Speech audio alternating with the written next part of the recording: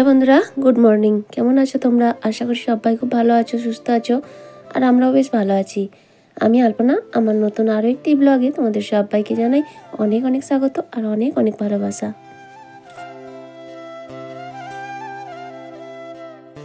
আজকের দিনটা হলো রবিবার, আর এখন সময় হবে ওই সকাল 6:30 মতো। তো ঘুম থেকে উঠে সকালের সমস্ত কাজকর্মগুলো কমপ্লিট করে নিয়েছি, আর এখন এই নাতা দেওয়াটাই বাকি ছিল। তো যাই হোক বন্ধুরা, চলো আজকে এখন থেকেই তোমাদেরকে সাথে নিয়ে আজকের ভিডিও শুরু করছি। পুরো ভিডিওটা জুড়ে থাকার অনুরোধ রইল তোমাদের কাছে।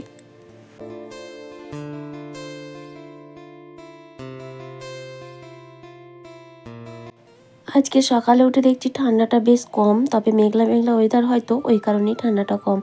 তার জন্য আর চাদর বা সোয়েটার কোনো কিছুই লাগছে না, শুধু ওই মাফলারটা গায়ে দিয়েই মাথায় জড়িয়েই কাজটা করে নিচ্ছি। তবে কাজ করতে মনে হচ্ছে ওটা খুলে দিলেও বেশ ভালো হয়, বেশ গরম লাগছে।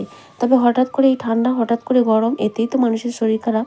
আর এমনিতেই অলরেডি আমার মেয়ে তো হয়েই গেছে কফ, তাই ও এখন ঘুমাচ্ছে, দুজনেই ঘুমাচ্ছে, ওরা বাবা মেয়ে। তো ওর বাবা নাইট গিয়েছিল, তো ভাবছি ওর বাবা উঠলে ওকে একটু ডাক্তারের কাছে নিয়ে যেতে বলবো, কারণ সামনে আবার পরীক্ষা, তো সামনের সপ্তাহে।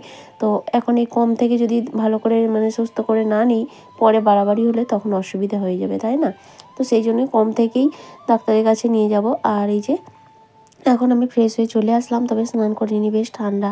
আর ওরা এখনও দুজনেই ঘুমাচ্ছে, দেখতে পাচ্ছ মশারি টাঙানো রয়েছে। আর আমি এখন ফ্রেশ হয়ে চলে আসলাম, এই যে চুলটা আঁচড়ে নিচ্ছে। আর এবার একটু মেয়েকে তুলে নেব, আর একটু চা করব, মেয়ে আর আমি দুজনে খাবো। তবে তোমাদের দাদাভাইকে এখন ডাকবো না, ও তো নাইট করেছিল, ও একটু দেরিতেই উঠবে। আর এখন মেয়েকে ডেকে নিয়ে মা মেয়ে দুজনে খেয়ে নেবো চা। আর এখন দেখো এই যে চা বসিয়ে দিয়েছি, আর দুধ চা, কারণ কি কালকে রাতে না একটু দুধ বেশি হয়েছিল, তো দুধটা ফেলে দেবো। আর আজকে সকালে তো আবার দুধ নিয়ে চলে এসেছি, আর তোমাদের দাদাভাই তো দুধ চা খায় না, তাই ভাবলাম মা মেয়ে দুজনে দুধ চাটা খেয়ে নিই, আর তোমাদের দাদাভাই উঠলে ওকে পরে লাল চা করে দেবো।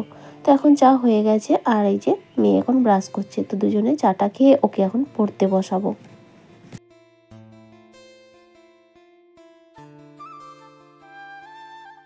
তারপর মাঝে অনেকটা সময় চলে গেছে, মেয়েকে পড়িয়ে এখন চলে এসেছি বিছানাটা গোছাতে। আর ওদিকে তোমাদের দাদাভাই উঠে পড়েছে, ওকেও লাল চা করে দিয়েছি, আর এখন আমি বিছানাটা গুছিয়ে নিচ্ছি। আর আজকে রান্নাবান্না হবে না, জানো তো, ওই যে গত সপ্তাহে বিয়েবাড়ি ছিল, তো তাদের জামাই আসবে, আর এদিকে নিয়ম আসবে না, ওদের জামাই চলে এসেছে। আর এদিকে না নিয়ম আছে, জামাই এলে জামাইকে খাওয়াতে হয়, তো সেই জন্য জামাইয়ের খাওয়ানো আছে আজকে। আর এই কারণেই নিমন্ত্রণ রয়েছে, তাই রান্নাবান্নার চাপ নেই। আর রান্না না থাকলে তো আমাদের মনে হয় কোনো কাজই থাকে না, বিশেষ করে আমাদের মতো গৃহবধূদের মনে হয় যদি রান্নাবান্না দুদিন বন্ধ থাকে, মনে হয় সংসারে কোনো কাজই নেই, তাই না? তো আমার মনে হচ্ছে আজকে কী কাজ করব, কিছুই কাজকর্ম নেই, কিন্তু রান্না ছাড়াও আমাদের সংসারে অনেক কাজ থাকে, তবে সেটা কিন্তু মনে হয় না। তো যাই হোক, তোমাদের সঙ্গে কথা বলতে বলতে আমার বিছানাটা গোছানো হয়ে গেল। ওরা ওইদিকে দেখো, মেয়ে সকালে উঠে একটা হালকা সোয়েটার পরছিল, আর এখন যত বেলা হচ্ছে ওর নাকি বেশি ঠান্ডা লাগছে, তাই মোটা সোয়েটারটাকে পরে নিয়েছে। এইটুকু গাছেও কুঁড়ি ধরে গেছে, দেখছো? ওই যে এই গাছটা না, এখানটা ভালো একটা গ্রোথ হয়নি, এই গাছটা পুটকে গাছ ছিল, কত সুন্দর বড় হয়ে গেছে, আর এই গাছগুলোও কুঁড়ি ফুটে গেছে, দেখো কত সুন্দর কুঁড়ি ফুটে গেছে। এই গাছটা সব থেকে বেশি ভালো হয়েছে, এগুলো হচ্ছে সবই নার্সারি থেকে আনা হয়েছে, আর এইটা পরে লাগানো হয়েছিল না, তো এইটার এখনও কুঁড়ি ফুটেনি। এই গাছটাও ভালো বড় হয়ে গেছে। আর দেখো এই গাছগুলো লাগানোর সঙ্গে সঙ্গেই ফুল ফুটে গেছে, এটা হচ্ছে লাল রঙের হবে, আর এটা হচ্ছে হলুদ রঙের হবে। গাছ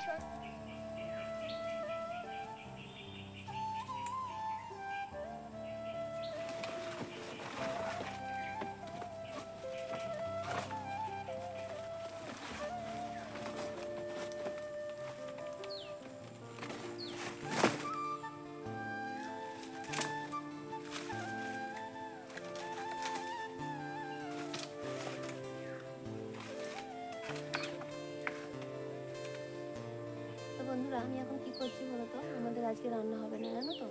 এই যে কয়েকদিন আগে রবিবার একটা বিয়ে বাড়ি ছিল, তো তাদের আজকে জামাই এসছে আর কি, জামাই খাওয়াবে, তো সেই জন্য নিমন্ত্রণ, সেই জন্য রান্না হবে না। এই যে জ্বালনগুলো না ঢাকা দিয়ে রেখেছিলাম রাতে, এখন একটু খুলে দিচ্ছি, একটু রোদ লেগে শুকনো হয়ে যাক। ওই মেয়ের পরীক্ষাটা শেষ হয়ে গেলে আমি রান্না করবো, এই কদিন আর করবো না, সামনের সোমবার থেকে পরীক্ষা, তো পরীক্ষাটা শেষ হয়ে যাক, তারপর রান্না করবো। তো সেই জন্য সব রেডি করে রেখে দিচ্ছি আর কি।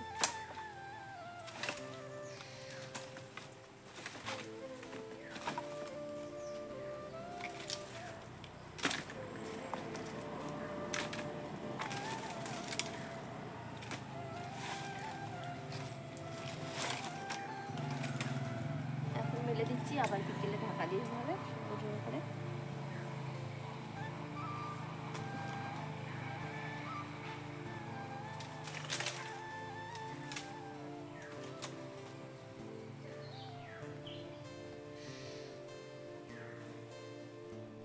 এখন বেজে গেছে 11টার মতো। তো ওরা তো ডাক্তারখানায় গেছে, মেয়ে আর তোমাদের দাদাভাই। ওরা এখনও আসছে না দেখে আমাকে বেশ খিদে লাগছে। আর কালকে রাতে না অল্প একটু ভাতও রয়ে গেছিলো, ভাবলাম অনেকদিন খাওয়া হয়নি। আর এই ঠান্ডার সময় রোদে বসে পান্তা ভাত খেতে মাঝে মধ্যে ভালোই লাগে। তবে পান্তা ভাত খাওয়া হয় না আমাদের সচরাচর। তো অল্প একটু ভাত বেঁচেছিলো, ভাবছিলাম খাবো না, ঠান্ডা লাগছে। তারপর আবার ভাবলাম ফেলে দেবো, তাই এখন ভাতগুলো নিয়ে বসে গেছি। জানছে মেয়ে ডাক্তারখানায় গেছিলো, মেয়েকে তোমাদের দাদাভাই নিয়ে পাঠিয়েছিলাম আর কি। তো কফ সর্দি মতো হয়ে গেছে, সামনে পরীক্ষা, তাই কম থেকেই পাঠিয়েছিলাম। তো এই যে 3টে ওষুধ দিচ্ছি, একটা অ্যান্টিবায়োটিক আর এইটা আর একটা সিরাপ। তো অ্যান্টিবায়োটিকটা এখন পাওয়া যায়নি বলে অর্ডার দিতে হয়েছে, আপাতত এই দুটি আনা হয়েছে। তো যে এসেই আবার খেলতে চলে গেল, একটু খাওয়াবে ডাকছি, চলে গেল।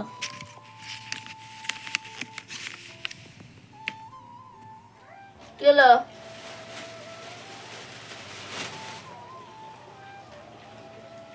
কালকে রাজশাহী মেলায় তোমাদের দাদাভাই ডিউটি গেছিলো, তো সেখান থেকে যে ঠাকুরের দুটো আসন এনেছে, একটা এই শিব ঠাকুর বসাবো আর একটাই ওই গীতাটা রাখবো।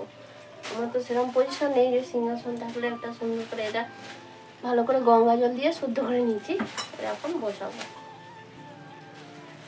কি বলছিস মানা? কিছু বলছিস?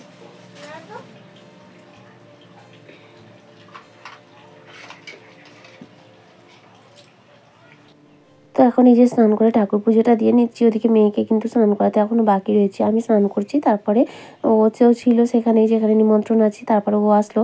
তাই ভাবলাম ঠাকুর পুজোটা করে নিই, তারপরে স্নান করব। আর কি বলতো, ঠাকুরের জন্য কখনো কিছু করতে পারলে না ভীষণ খুশি লাগে। তো আজকে এইটুকু আনাতে ভীষণ ভালো লাগছে জানো তো। আর কি বলতো, আমাদের জীবনে হাসি খুশি বা আনন্দে থাকার জন্য কিন্তু খুব বেশি টাকা পয়সার দরকার হয় না। একটা মেয়ের কাছে না সবথেকে বড় দামই হচ্ছে তার হাজব্যান্ড বা তার স্বামী। তার জীবনসঙ্গী যদি প্রকৃত ভালো হয়ে থাকে, তাহলে অল্প টাকাতেই না, মানে খেয়ে পরে কেটে যাবে এরকম টাকাতেই কিন্তু আমরা অনেক ভালো থাকতে পারি।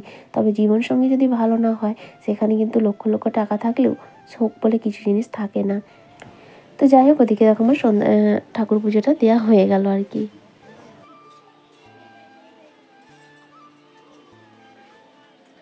তো এই যে রেডি, খেতে যাবো।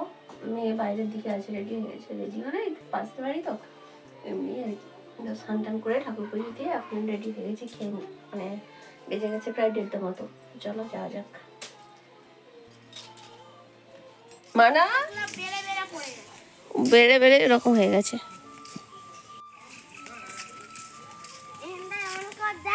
আরে রান্না।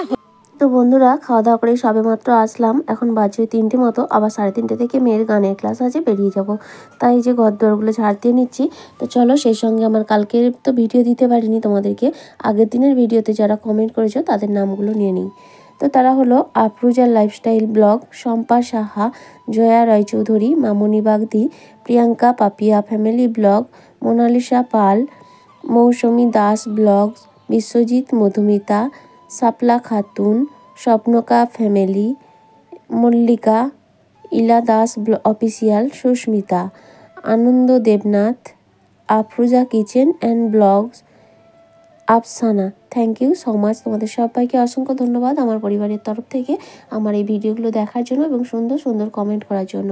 আগামী দিনগুলোতে তোমাদের কাছে এভাবেই রিকোয়েস্ট করছি, ভবিষ্যতের দিনগুলোতেও এভাবেই আমার পাশে থেকো আর এভাবেই আমাকে সাপোর্ট করো। আর তারপরে দেখো, সকালে যেগুলো খুলে দিয়েছিলাম সেটা এখন আবার ঢাকা দিয়ে দিচ্ছি, কারণ রাতের দিকে তো শিশির পড়বে, তখন ভেজে যাবে। তাই একটা প্লাস্টিক ঢাকা দিয়ে দিচ্ছি। এবার রেডি হয়ে না গানের ক্লাসে চলে যাব।